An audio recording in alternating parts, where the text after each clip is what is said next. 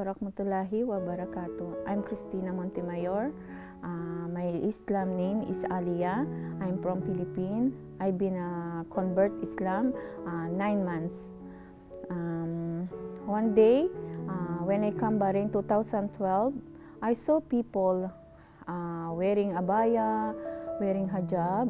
I told myself I'm so impressed because I saw like looking nice and cover, and then you protect yourself. So I told myself I want to be one day also. I want to cover myself. I want to wearing hijab. So they will respect. We have respect. So I'm really impressed. And then when I'm talking my father, mother, they told me, "Oh, you're looking nice. You're wearing like that." I want to be like that. My father told me. I cannot tell for the first time why I'm wearing like this. And then you're looking happy now yourself. In 27 years, I never look. You are happy. I told to my father, yeah, father, my father. I like to wearing for the first time I come in Bahrain. I would like to wearing this. I'm very want to wearing. And then my father told me every day, why you wearing? I like. Yeah, you're looking happy now. I said, yeah, I'm happy. And then one day, when I telling my father again, I talking with him, Father, I want to tell you something, but you don't be angry with me. My father told me, why I'm angry with you? Tell me, Father. I convert as a Muslim. Why you scared? Why you not telling me from before? It's up to you. You are not a baby. You know what is good for you. You are 27 years single mother. You do everything for your son until he graduate. Now he's married, like that. So we are only one God. Even we are Christian, you are Muslim now. It's only one God. I said, oh, thank you, Alhamdulillah. I'm so happy. I never I expect na my father, my family, they will telling me why. I could. I'm for myself. One day I will. Maybe my father will be angry with me, my sister, but they will accept me. They support me. Whatever I want, they support me. Really, I'm so happy. And even my madam, for the first time, they telling me, you want to be Muslim because every year you are fasting. You're doing fasting. For 30 days, you're doing fasting. I said, yeah, madam, I want. Can you bring me to how to become a Muslim? Okay, sure. So that time, second day of Ramadan, they bring me in the masjid like that. They told me to come, and then they told me, you need to go in the Islamic center so you can learn, and then you can make a shahada. So I go from shahada that time. The first time I go in shahada, I'm so happy, really. Wala, in my life I never been expecting this. So really, I cannot express, I cannot tell anything, but I'm so lucky that time. Really, I really appreciate. Even my past is not good. Now, wala. I'm so happy. Even I'm alone, single mother. I never telling God, why you give like this for me? Why me? All my brother, sister, they are happy family. 3 children. I'm the big one, but yani me, I'm the big one. My life is like this. So I accept because this is the purpose of God for me, or Allah giving this life for me. So I need to accept everything what I have now. I need to accept. Even my life from before is not happy. I need to be accept. I'm really happy. So thanks God, Alhamdulillah.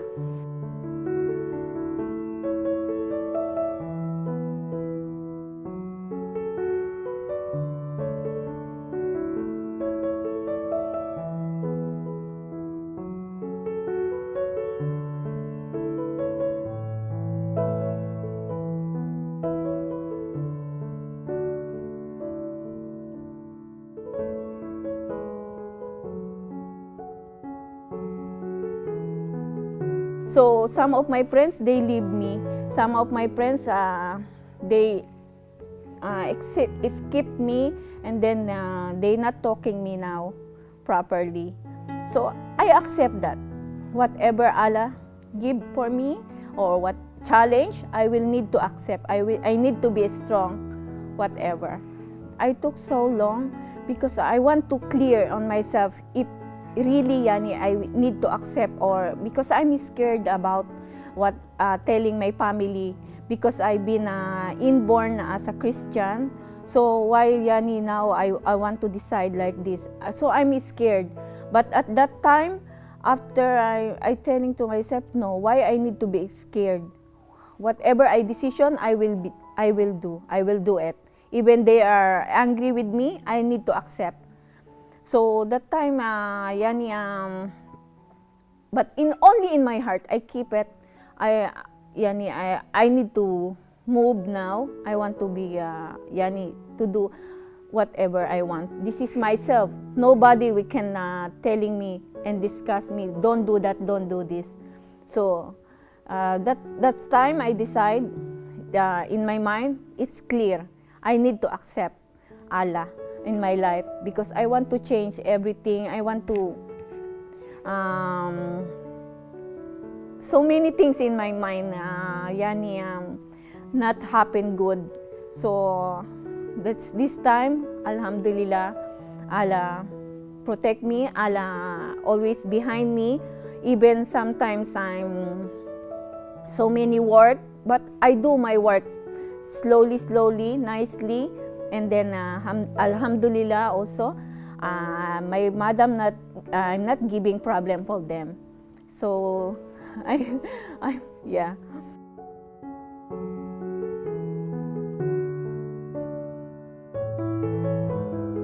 My son from the beginning, like he knows, because he's very brave also, no?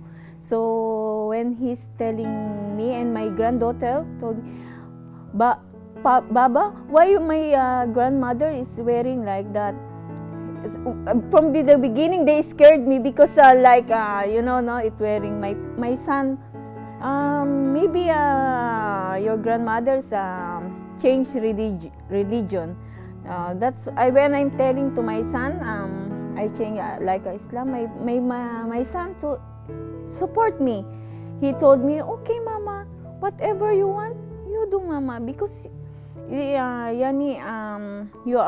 doing well for me. From 27 years, you are alone, you work hard, and you give me a good education and nice life. So why I'm not give you a support? Of course, I'm always be with you. And I thanks God also, you are my mother, because you support me everything, you give me everything. Even now I have own family, you still with us, and then you support me every month for financial everything. You still support us. I said this is my responsibility. Even I'm single mother, I do work for you, and I do work for my mother also, my father. I support for medicine every month. So everything I will do. Money, it's okay. Money is we need, but it doesn't matter, because you cannot bring money in the heaven. So I told my son, until I'm strong, until I'm alive, I will support you. I will keep you here, because I've been work a single mother for 27 years. I holding in my hand my son, and only behind me my mother, my sister, my father. My father also working hard work and support me that time. Even so many challenge in my life, I accept that.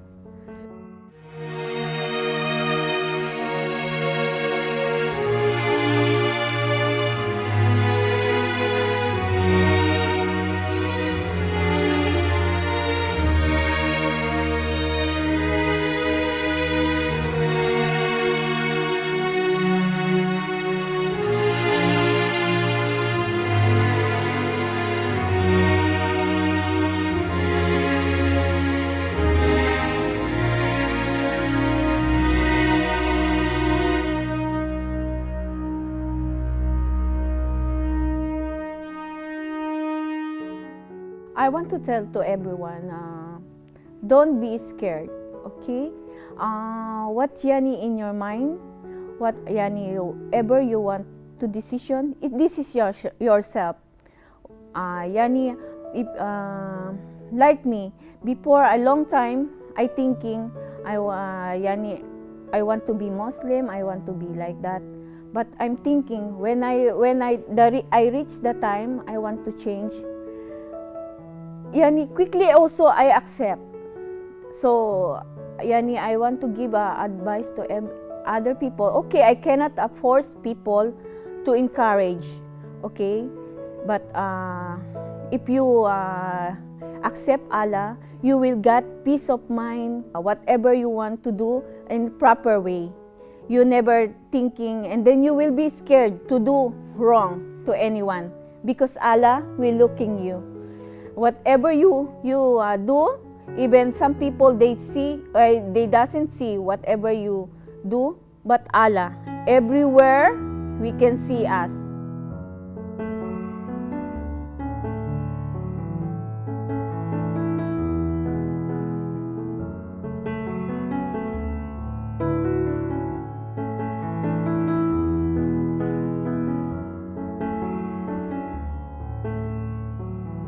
I prove, yani, like me, I'm happy, I have peace of mind, even so many challenges in my life, but Allah with me.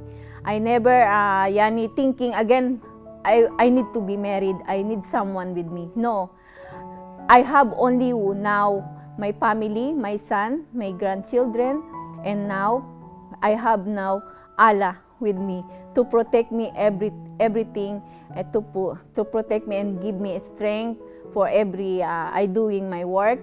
So I give to Allah everything in my life. So I'm really happy in my life now.